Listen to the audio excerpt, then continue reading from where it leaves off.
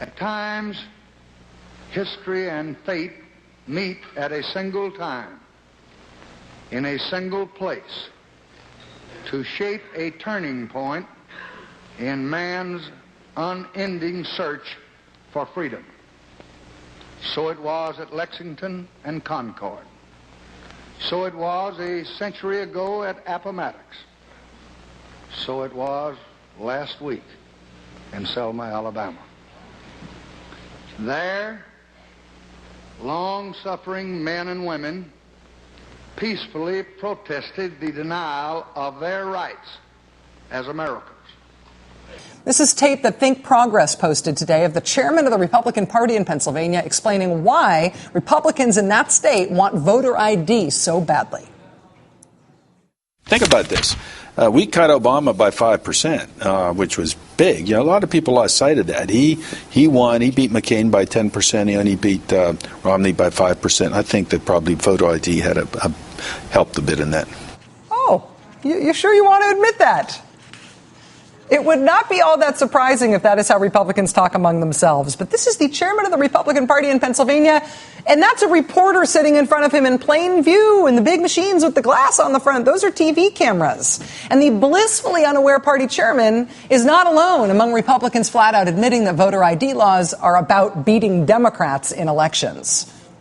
Let us send this message back to Washington by our representatives who are here with us today, that from this day we are standing up, and the heel of tyranny does not fit the neck of an upright man, that we intend to take the offensive and carry our fight for freedom across this nation, wielding the balance of power we know we possess in the Southland, that we, not the insipid bloc voters of some sections, will determine in the next election who shall sit in the White House of these United States.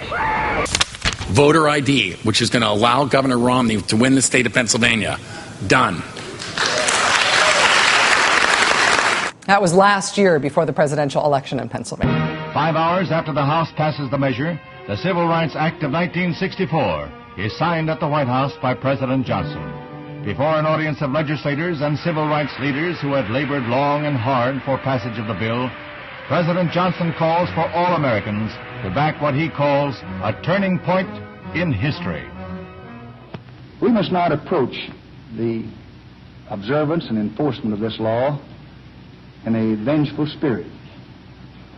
Its purpose is not to punish. Its purpose is not to divide, but to end divisions, divisions which have lasted all too long. Its purpose is national, not regional. This Civil Rights Act is a challenge to all of us to go to work in our communities and our states, in our homes and in our hearts, to eliminate the last vestiges of injustice in our beloved country. So, tonight I urge every public official, every religious leader, every business and professional man, every working man, every housewife, I urge every American to join in this effort to bring justice and hope to all our people and to bring peace to our land. There's warm applause from members of both parties as the president sets to work. It is work. He uses nearly 100 pens to affix his signature and date. Souvenirs go to Republican leader Everett Dirksen and Democratic whip Hubert Humphrey. The president seems to have mastered the art of just touching each pen to the paper.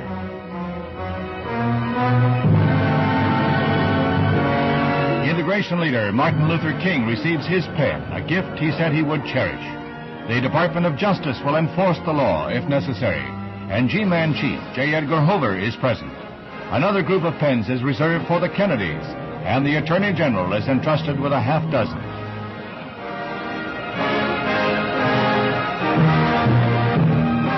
Now, in this summer of 1964, the Civil Rights Bill is the law of the land. In the words of the President, it restricts no one's freedom so long as he respects the rights of others.